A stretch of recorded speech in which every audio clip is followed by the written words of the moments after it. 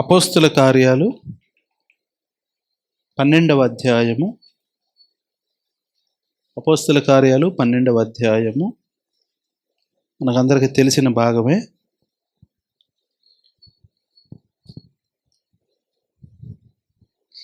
నేనే చదువుతున్నాను. 12వ అధ్యాయము. దాదాపు అదే కాలముందు రాజైన హేరోదు సంఘపు వారిలో కొందరిని బాధపెట్టుటకు బలాత్కారముగా పట్టుకొని యోహాను సహోదరుడైన యాకోబును ఖడ్గముతో చంపించెను. ఇది యూదులకు ఇష్టమైన కార్యమని తెలుసుకొని పేతురును కూడా పట్టుకొనెను. ఆ దినములు పులిన రొట్టెల పండుగ దినములు. అతనిని పట్టుకొని చెరసాలలో వేయించి పస్కా పండుగ అయిన పిమ్మట ప్రజల యొద్దకు అతని తేవలని ఉద్దేశించి అతనికి కావలి ఉండుటకు 4 చతుష్టయముల సైనికులకు అతనిని అప్పగించెను. పేతురు చెరసాలలో ఉంచబడెను. సంఘమైతే అతని కొరకు అత్యాసక్తితో దేవునికి ప్రార్థన చేయుచుండెను.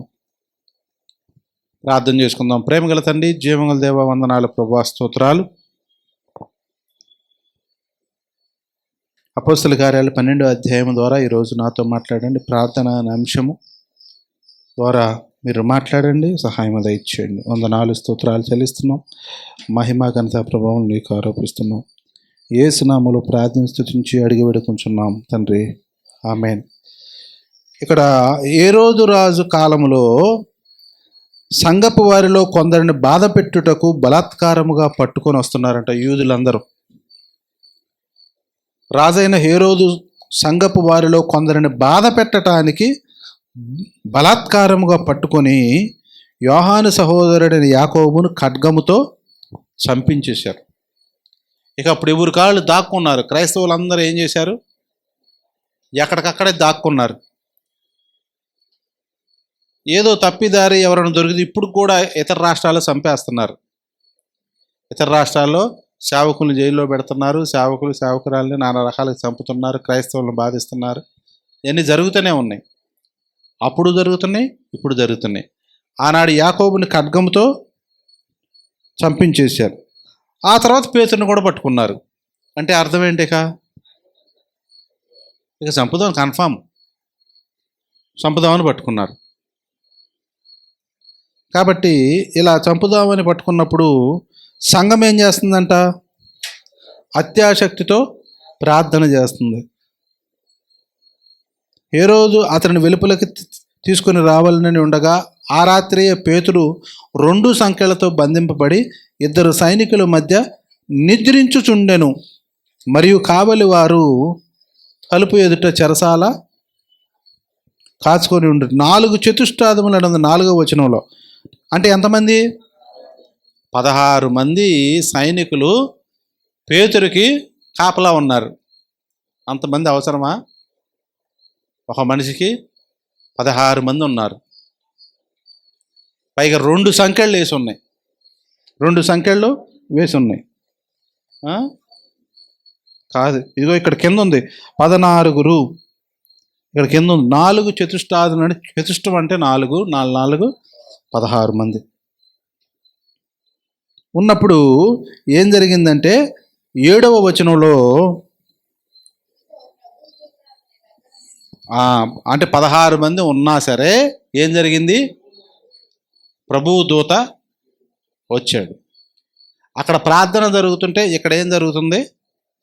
ప్రభువు దూత వచ్చాడు.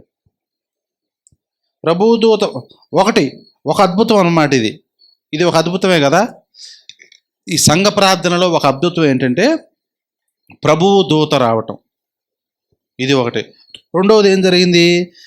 అతడుండిన గదిలో వెలుగు ప్రకాశించింది. అంటే వాళ్ళు ఎక్కడున్నారు? చీకట్లో ఉన్నారు. చీకటంతా ఏమైపోయింది? దేవదూత వచ్చేసరికి వెలుగు వచ్చేసింది. కాబట్టి సంఘ ప్రార్థన వలన మన ఆత్మీయ జీవితంలో చీకటంతా తొలగిపోద్ది. మన ఆత్మీయ జీవితంలో మన జీవితంలో ఏమేమైతే చీకటిగా ఉన్నాయో అవన్నీ వెలుగుగా మారిపోతాయి. ఎప్పుడు? సంఘ ప్రార్థనప్పుడు. సంఘ ప్రార్థనప్పుడు ఏం జరిగింది? మన జీవితాల్లో, మన ఇంట్లో చీకటంతా ఏమైపోద్ది? తొలగిపోయిద్దంట. మన ఇంట్లో చీకటి అంటే ఏంటి? ఎల్ఈఎఫ్ వాళ్ళకి కోపం వచ్చిందనుకో ఏమని తిడతారు తెలుసా? అరే చీకటి పట్టిందా నీకు అంటారు.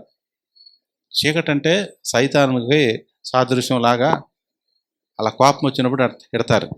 కాబట్టి మన ఇంట్లో ఒకవేళ సాతాను ఏలుబడి ఉందనుకో, ఎప్పుడు గొడవలో కొట్లాటలు జరుగుతున్నాయి అనుకో, ఎప్పుడైతే సంఘ ప్రార్థన ద్వారా ఏం జరిగిద్దంటే అలాంటి చీకటి శక్తులన్నీ పోయి వెలుగు ప్రకాశించింది. అదే ఇక్కడ అర్థం. అలాగే దేవదూత రావటం అంటే సాతాను మన ఇంట్లో నుంచి తొలగిపోయింది. మన ఇంట్లో నుంచి, ఒంట్లో నుంచి, మన మనసులో నుండి చీకటి శక్తుల ఆలోచనలు అలాంటివన్నీ తొలగిపోతాయి దేవదూత వచ్చింది అని అంటే. అలాగే వెలుగు వచ్చిందంటే కూడా అదే. మూడవది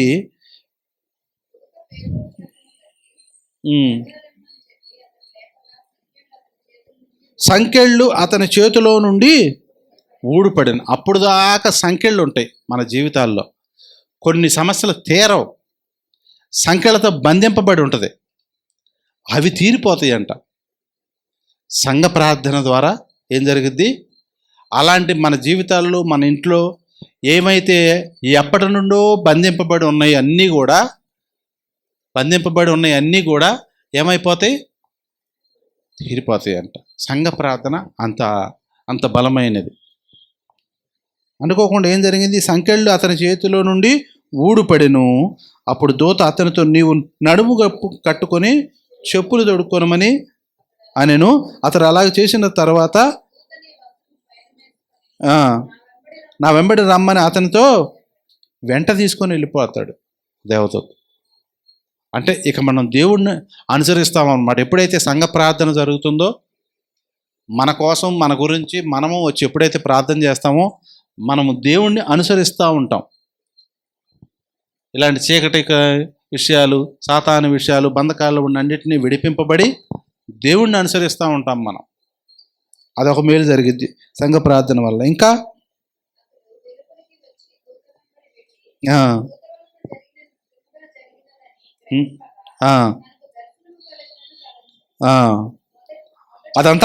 అదంతా కళ అనుకుంటున్నాడు ఆయన.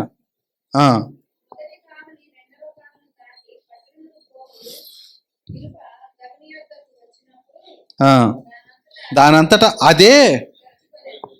అసలు అది తెరవాలంటే ఎంత కష్టమో తెలుసా? ఒక 3-4 లేకపోతే 10 మందో కావాలి ఇనప గేట్లు తెరవాలంటే. అంత ఇనప గేట్లు తెరవాల్సింది దానంతట ఏమని రాసింది? దానంతటా అదే వారికి తెరుచుకొనెను. ఇది అద్భుతం. కాబట్టి సంఖ్యలుగా విడిపింపబడి ఏమైతే మన జీవితాల్లో ఉన్నాయో అవన్నీ సంఘ ప్రార్థన ద్వారా ఏం జరిగిద్దంటే విడిపోతాయి. ఎప్పుడు అసాధ్యం అనుకున్నవన్నీ సాధ్యములైతే. నేను అదే చెప్తున్నా, బైబిల్ స్టడీకి రాకపోయినా పర్వాలేదు, సంఘ ప్రార్థన మోస్ట్ ఇంపార్టెంటు అని ఎప్పటి నుంచో చెప్తున్నా. కాబట్టి సంఘ ప్రార్థన చాలా ముఖ్యం. ఇది 5వ పాయింట్. అనంతట అదే వారికి తెరుచుకొనును అనేది.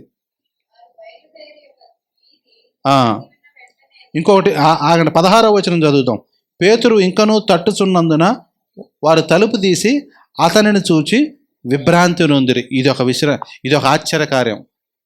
సంఘం ప్రార్థన చేస్తున్నారు, పేతురు ఫేస్ టు ఫేస్ అయ్యాడు, ఎదురు బుదురయ్యాడు. ఇది ఒక విభ్రాంతి నొందే కార్యం జరిగిద్ది. అంటే సంఘ ప్రార్థన వల్ల ఏం జరిగిద్ది? అరే ఇదా, ఇలా జరుగుద్దా అనే విషయాలు కూడా జరుగుతాయి. అది సంఘ ప్రార్థన. అలాగే వ్యక్తిగత ప్రార్థనలో కూడా చాలా బలం ఉన్నది. వ్యక్తిగత ప్రార్థనలో కూడా చాలా ఉదాహరణకి అబ్రహాం ప్రార్థన చేశాడు. ఏమని ప్రార్థన చేశాడంటే, ఆదికాండము 17వ అధ్యాయంలో అబ్రహాం ప్రార్థన చేశాడు. 17:20వ వచనంలో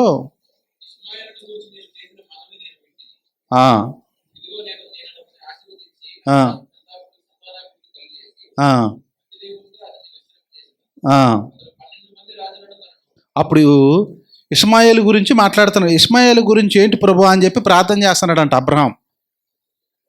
అప్పుడు ఇస్సాకు పుట్టాడా? ఇష్మాయేలు పుట్టినప్పుడు అబ్రహాంకి 86 సంవత్సరాలు. 99 100కే ఇస్సాకు పుట్టాడు.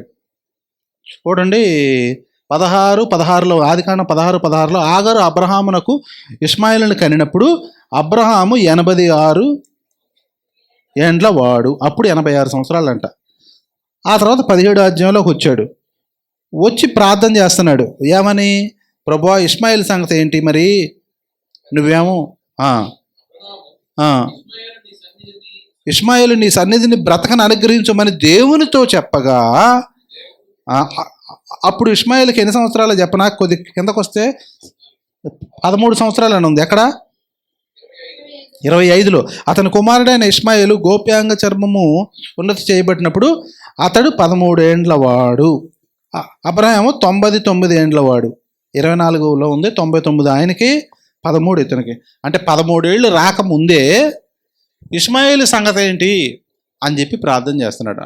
అంటే నువ్వు వాగ్దాన పుత్రుడు ఇస్సాకు అంటున్నావు కదా, ఓకే, మరి ఇష్మాయేలు సంగతి ఏంటి ప్రభువా అని చెప్పి ప్రార్థన చేస్తున్నాడు. అప్పుడు దేవుడు ఏం చెప్పాడు తెలుసా? అతనితో పాటు 12 మంది రాజులు అతని సంతానంలో ఉంటారన్నాడు. ఇప్పుడు 13 ఏళ్ల వయసు కూడా రాలా ఇంకప్పుడు. అప్పుడే దేవుడు చెప్పేశాడు, నీకేం పర్వాలా, నువ్వు అతని గురించి ఏం ఆలోచించద్దు, 12 మంది రాజులు ఉంటారు. అదేనా చెప్పింది? ఇష్మాయేలు గురించి నీవు చేసిన మనవి నేను వింటిని. ఇదిగో నేను అతనిని ఆశీర్వదించి అతనికి సంతానాభివృద్ధి కలుగజేసి అత్యధికంగా అతను విస్తరింపజేస్తాను. అతడు 12 మంది రాజులు అన్నాడు. ఆ 12 మంది రాజులు ఎక్కడున్నారంటే ఇదిగో 25వ అధ్యాయము 12వ వచనంలో ఉన్నారు వాళ్ళు. ఐగుప్తురాలను శారా దాసి అయిన హాగరు అబ్రహామును కనిన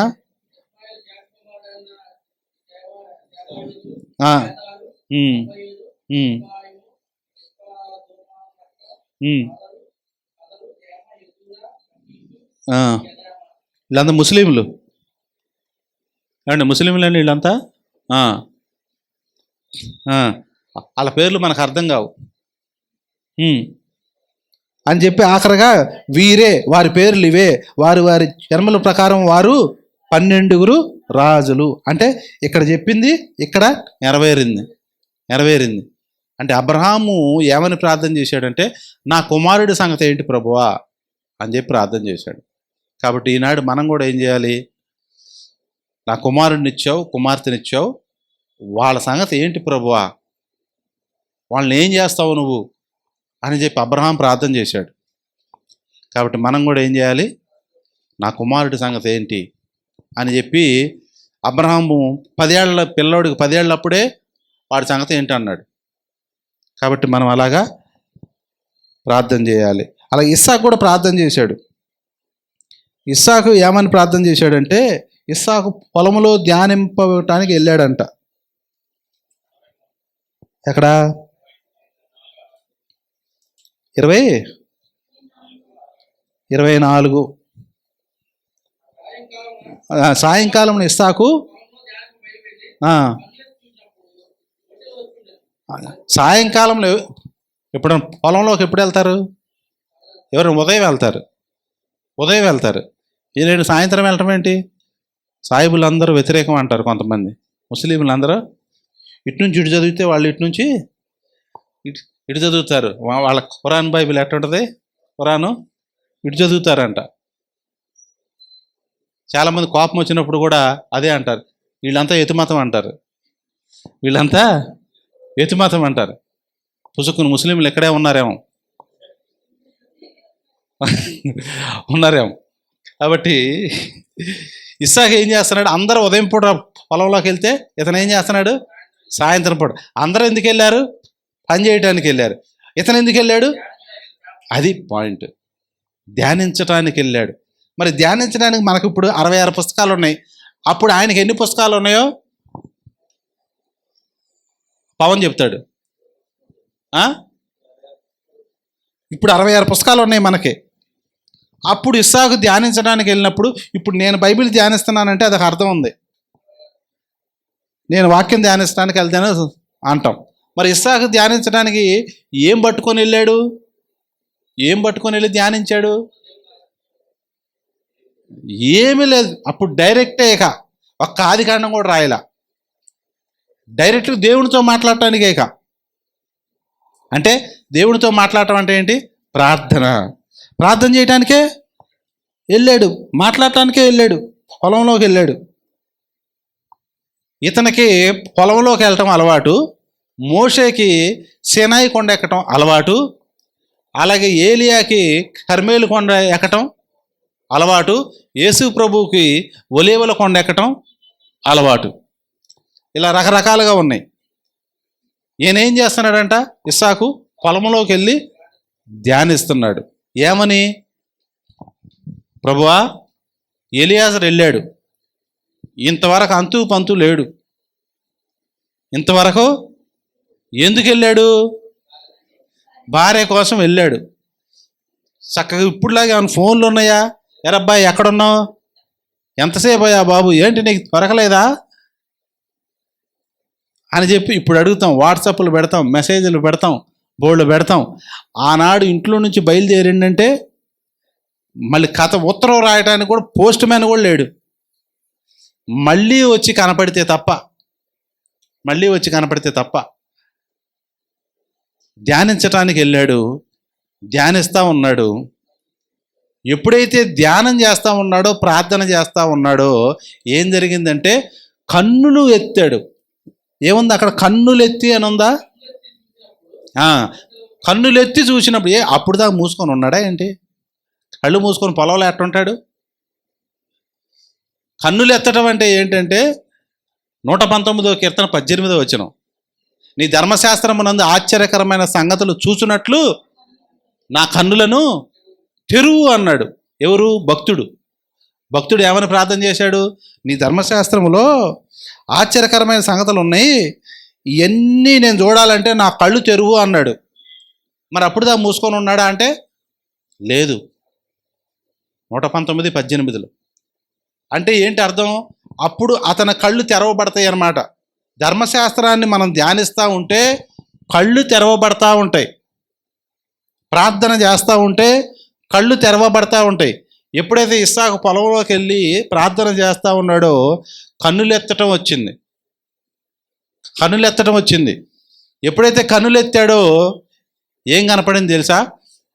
అతని ఆస్తి కనపడింది, ఒంటెలు కనపడ్డాయి. ఆ తర్వాత ఏం కనపడ్డాయి? రెబెకా కనపడింది, భార్య కనపడింది. ఇంకా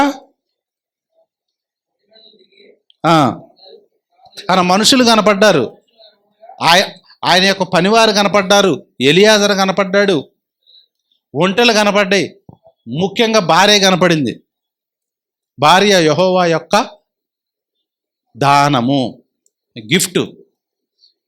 ఇవన్నీ ఎప్పుడు జరిగినాయి? కన్నులు ఎత్తినప్పుడు. అంటే ప్రార్థనా జీవితం ఎక్కువ ఉన్నప్పుడు మన మనోనేత్రాలు తెరవబడతాయి. అప్పుడు ఆశీర్వాదాలు మనకు కనపడుతుంటాయి. ఇప్పుడు ఆయన ఆస్తి ఆయనకు కనపడింది అంటే దేవుని ఆశీర్వాదం అతనికి ఉంది. అతని పని వాళ్ళంతా ఎటు బాల ఆయన ముందుకే వచ్చారు. ఆయన ఒంటెలో ఆయన ముందుకే వచ్చినాయి, రెబెకా ఆయన ముందుకే వచ్చారు. దీని అంతటికే కారణం ఏంటి? ప్రార్థన, ధ్యానము. ఈ రెండు ఉంటే ఆశీర్వాదాలు దాని అంతటికి అయ్యే వస్తూ ఉంటాయి. ఈ రెండు లేనప్పుడు ఆశీర్వాదం ఇక్కడ దాకా వచ్చి అలా పక్కకి వెళ్ళిపోద్ది, మనకు కనపడదు. అటు పట్టుకుందామంటే కనపడదు. ఎందుకు కనపడదు? మన కళ్ళు ఎందుకు తెరవబడలేదంటే ధ్యానము లేదు, ప్రార్థన లేదు. ఆశీర్వాదాలు ఇలాగొచ్చి అలా వెళ్ళిపోతున్నాయి, దీవెనలు ఇలాగొచ్చి ఇలాగ వెళ్ళిపోతున్నాయి, మన పక్కెంబడబడే పోతుంది. నేను ఆర్టీసీ బస్సు మేము బస్ స్టాప్ దగ్గరకు ఆగినప్పుడు నా దగ్గరకు వచ్చి రైల్వే స్టేషన్ వెళుద్దా ఈ బస్సు, రైల్వే స్టేషన్ వెళుద్దా? అరే నీ కళ్ళ ముందే వెళ్తుందా యా బాబు? అది వెళ్ళేదాన్ని అడగరు, అక్కడ ఆగున్నదాన్ని అడగరు, వెళ్ళందాన్ని పట్టుకొని వచ్చి రైల్వే స్టేషన్ వెళ్ళిద్దా, ఉండదలు వెళ్ళిద్దా, కోరంకి వెళ్ళిద్దా? నీ కళ్ళ ముందు ఉన్నాయి అయ్యో వదిలిపెట్టి నన్ను అడుగుతారు. సేమ్ మన పరిస్థితి కూడా అదే. ఎప్పుడైతే ప్రార్థనా జీవితం ఉండదో, ఎప్పుడైతే ధ్యానం ఉండదో, మన కళ్ళు తెరవబడవు, ఆశీర్వాదాలు అలాగే వెళ్ళిపోతుంటాయి. ఇక్కడ దాకా వచ్చింది, నీ ముందుకే వస్తాయి, నీకు కనపడదు. ఎంఐ మార్గంలో యేసు ప్రభు ఆమె కళ్ళ ముందుకు వచ్చి ఆమెతో మాట్లాడుతుంటే కూడా, అయ్యా యేసు ప్రభుని ఎవరైనా ఎత్తుకొస్తే నాకు ఇయ్యా, అలాంటి పరిస్థితి. రైల్వే స్టేషన్ బస్సు ముందుండి నన్ను అడగటం అదే. కాబట్టి అనవసరంగా మనం చేజార్చుకుంటున్నాం, అనవసరంగా మనం ముందుకు వచ్చి మనం మర్చిపోతున్నాం, చూడట్లా. ఇవన్నీ మనకు దేవుడు పరలోకానికి వెళ్ళిన తర్వాత, ఏంటి ప్రభు మేము ఇంత ప్రార్థనలు చేసావు, ఇంత చేస్తున్నావు, మరీ నన్నేంటి ఎట చేసావు అని అంటే, నేను ఎలాగ స్క్రీన్ కావాలంటున్నానో అలాంటి స్క్రీన్ మీద దేవుడు చూపిస్తాడు. ఇదిగోరా బాబు రా, ఇదిగో చూడని చూపిస్తాడు. అప్పుడు అక్కడ కనపడతాయి మన ఆశీర్వాదం, దేవుడిచ్చే ఆశీర్వాదం మన ముందుకు వచ్చి పక్కకి వెళ్ళిపోతూ ఉంటుంది. అరే అదేంటి, నేను అప్పుడు చూడలేదేంటి, నేను అప్పుడు పట్టుకోలేదేంటి, అది నేను పొందుకోలేకపోయానేంటి అంటే, నీ మనోనేత్రాలు తెరవబడలా, కళ్ళు తెరవబడలా. ఇస్సాకు కన్నులెత్తి. కాబట్టి ప్రార్థన, ధ్యానము ఉంటే మన ఆశీర్వాదాలు మనమే పట్టుకుంటాం. మన కళ్ళు ఈజీగా మనకు కనపడతాయి, మనకు ఎదురుగే కనపడతాయి. లేకపోతే అక్కడికి వెళ్ళి దేవుడు చూపిస్తే అప్పుడు కళ్ళు పచ్చబడతాయి. కాబట్టి ఇస్సాకు పొలానికి వెళ్ళినప్పుడు ఇది జరిగింది. ధ్యానము, ప్రార్థన ఉండాలి. అప్పుడు మన ప్రభువునందు మన ప్రయాస ఎట్టి పరిస్థితుల్లో మనకి వ్యర్థము కాదు. ఇంకొక ప్రార్థన చూసుకొని ముగించుకునేదండి. యాకోబు ప్రార్థన చేశాడు, నువ్వు ఆశీర్వాదం ఇస్తే కానీ లేత నేను చచ్చిపోతా, ఆయన నన్ను చంపేస్తాడు, నువ్వు ఆశీర్వదించితేనే కానీ నేను వదలను అన్నాడు. అప్పుడు దేవుడు, పో ఆశీర్వదించాలా, పోరా బాబు, నీతో పడలేకపోతున్నావు అని చెప్పి పంపించాడు. ఈనాడు మన ఇండియా జనాభా ఎంత చెప్తారు ఎవరన్నా? ఇప్పుడు 144 కోట్లు ఉంది ప్రస్తుతానికి. ఏది ఇండియా జనాభాలో కూడా ఫస్ట్ ప్లేస్లో ఉందంట. జనాభాలో కూడా ప్రపంచంలో సుమారుగా 820 కోట్లు అంట, సుమారుగా. ఇది ఇప్పుడు ఎందుకు చెప్పానంటే, ఇందులో ఇండియాలో 144 కోట్ల మంది ఉంటే 4500 మంది ఇంట్లో నుంచి బయలుదేరితే మళ్ళీ ఇంట్లోకి రావట్లేదంట, చచ్చిపోతున్నారంట. ఒక అంచనా, అదొక లెక్క. 144 కోట్ల మంది ఇంట్లో నుంచి పొద్దున్నే బయటికి వెళ్తే ఇందులో 4500 మంది ఇంట్లోకి రావట్లేదంట. అంటే ఏమవుతున్నారు చెప్పమ్మా? ఏదో ఒక రకంగా హార్ట్ అటాక్, యాక్సిడెంట్లో ఏదో ఒక రకంగా. అలాగే 35,000 మంది అంట ఇక్కడ. డబ్బులు వేస్తానని, డబ్బులు కాదు ఇది, డబ్బులు కాదు, అట్టయితే డబ్బులు అన్నట్టు. 35,000 మంది రావట్లేదంట. ఎక్కడికి వెళ్ళి? ఎన్ని కోట్ల మందికి? అది ఇప్పుడు ప్రపంచంలో ఒక అంచనా అన్నమాట అది. కాబట్టి మనం ఎప్పుడైనా సరే ఇంట్లో నుంచి బయలుదేరేటప్పుడు ప్రార్థన చేసుకొని బయలుదేరాలి ఖచ్చితంగా.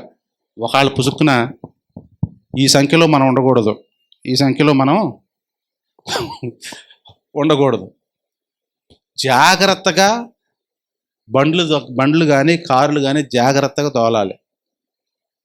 ఇష్టానుసారంగా ఫోన్లో మాట్లాడుకుంటూ నడుచుకుంటూ పోవటం, ఇష్టానుసారంగా బైక్ ఆడొచ్చి గుద్దుతాడు. మరి వాడు గుద్దక ఏం చేస్తాడు? వాడు గుద్దుతాడు. వాడిని మనం చూసి మనం తప్పుకోవాలి. పిల్లలకు బైక్ ఇచ్చామనుకో, వాళ్ళు చెప్పే ఫస్ట్ పాయింట్ అదే, నాదేం తప్పు లేదు, ఆడే వచ్చి తిక్కల ఆడు గుద్దుతాడు. మరి దాన్ని తప్పించుకోవడమే నా డ్రైవింగ్. ఆడే వచ్చి గుద్దాడు, నాదేం తప్పు లేదు. వింటున్నావా పిల్లలు? ఆడొచ్చి గుజ్జినా దెబ్బలు తగిలితే మనకు బండి పంచాయతీ పెట్టడం ఇవన్నీ ఎంత ఎంత ఇబ్బంది. కాబట్టి ప్రార్థన చేసుకొని బయలుదేరాలి. ప్రతి ఒక్క మనుషులు మనం విశ్వాసులమైన మనం ప్రార్థన చేసుకొని బయలుదేరాలి. మనం ఇక్కడ అన్వి ఖాందర్ అనే ఒక అమ్మాయి ఉంది, 26 సంవత్సరాలు. ఆ అమ్మాయి పేరు, ఆ అమ్మాయి టూరిస్టు ఆయా దేశాలు వెళ్ళి ఆయా ప్రాంతాలకు వెళ్ళి చూపిస్తూ ఉంటుంది. మీకు ఉదాహరణకి ఇంకా మీకు మీకు బాగా పాపులర్ చెప్పాలంటే ఉమా ట్రావెలర్స్ చూస్తారు ఎప్పుడన్నా? ఉమా ట్రావెలర్ అని, అది చూడరా. ఇతర దేశ పోనీ అన్వేష్ తెలుసా? సవక అంటాడు, సవక అంటాడు, అది తెలుసా? అది కూడా తెలియదా? మరి ఎట్ట మరి మీరు ఏం చూస్తున్నారు? నీకు తెలుసా? సవక అంటాడు. ప్రతిదీ అమెరికా వెళ్ళిపోయి ఆస్ట్రేలియా వెళ్ళిపోయి ఇదిగో ఇక్కడైతే ఇది సవక అంటాడు. వాడి పేరేంటి? అన్వేష్. ఇంకోడు ఉమా ట్రావెలర్, వాడు వెళ్ళిపోయి ఆయా దేశాలు వెళ్ళి వాడి చూపిస్తూ ఉంటాడు. లక్షల వ్యూస్ ఉన్నాయి వాళ్ళకి, లక్షల సబ్స్క్రైబర్స్ ఉన్నాయి వాళ్ళకి. అలాగే అన్వి ఖాందర్ అనే అమ్మాయి 26 సంవత్సరాలు. ఈ అమ్మాయి ఏం చేసిందంటే మహారాష్ట్రలో దగ్గర రాయగడ ప్రాంతంలో ఈ అమ్మాయి ఈ కుంబే అనే జలపాతం ఉందంట, అక్కడికి 7గురిని తీసుకొని వెళ్ళి అలా నుంచొని ఫోటో దిగుతుందంట. ఫోటో తీయమని అక్కడ నుంచి జారిపడి చచ్చిపోయింది. ఆ అమ్మాయి కూడా లక్షల వ్యూస్, పెద్ద ఫేవరెట్. కింద పడి చచ్చిపోయింది. ఆ అమ్మాయిని శవాన్ని ఎతకటానికి 6-7 గంటలు పట్టిందంట, ఎతికినా చచ్చిపోయింది. కాబట్టి చాలా జాగ్రత్తగా ఉండాలి మనం. బయటికి వెళ్తే ఇంట్లోకి రాని పరిస్థితి ఈ రోజుల్లో. కాబట్టి ప్రార్థన అనేది చాలా ముఖ్యం. అది బాగా మన కంచికి కాపుదలు ఇస్తుంది అన్నమాట. కాబట్టి సంఘ ప్రార్థన కూడా చాలా ముఖ్యము, వ్యక్తిగత ప్రార్థన కూడా చాలా ముఖ్యం. అవి లేనిదే మనం ఏమి చేయలేము. నీ ప్రార్థన నాకు అవసరం, నా ప్రార్థన మీకు అవసరం. కాబట్టి ప్రార్థన అనేది చాలా ముఖ్యము. ప్రార్థనా కూడికలకి ముఖ్యంగా మన మనోనేత్రాలు తెలవబడాలంటే కూడా ఏం చేయాలి? ప్రార్థన చేయాలి, బైబిల్ ధ్యానించాలి. ఆ రెండు ధ్యానించటం వల్ల ఇస్సాకు కన్నులెత్తి చూస్తే ఆశీర్వాదాలు ఎదురుగా వచ్చి నుంచున్నాయి. కాబట్టి మనము కూడా ప్రార్థనా జీవితం కలిగి ఉండి ఇంకా బైబిల్ ధ్యానిస్తున్నట్లయితే ఆశీర్వాదాలు మనకు ఎదురుగా వచ్చి ఉంటాయి, మనకు కనపడతాయి. ఈ లేకపోతే మనకు కనపడవు, అవి వచ్చి నుంచొని అటు వెళ్ళిపోతుంటాయి పక్కకి. ఏం దబ్బా అనుకుంటాం, ఏం దబ్బా అంటే ఇది పరిస్థితి. కాబట్టి ప్రార్థనా జీవితం కలిగి ఉండాలి. సంఘ ప్రార్థన, వ్యక్తిగత ప్రార్థన, ఇవన్నీ విశ్వాసులకు మనకి చాలా ముఖ్యము. దేవుడి మాటలు దీవించును గాక. ఆమెను ప్రార్థన చేసుకుందాం.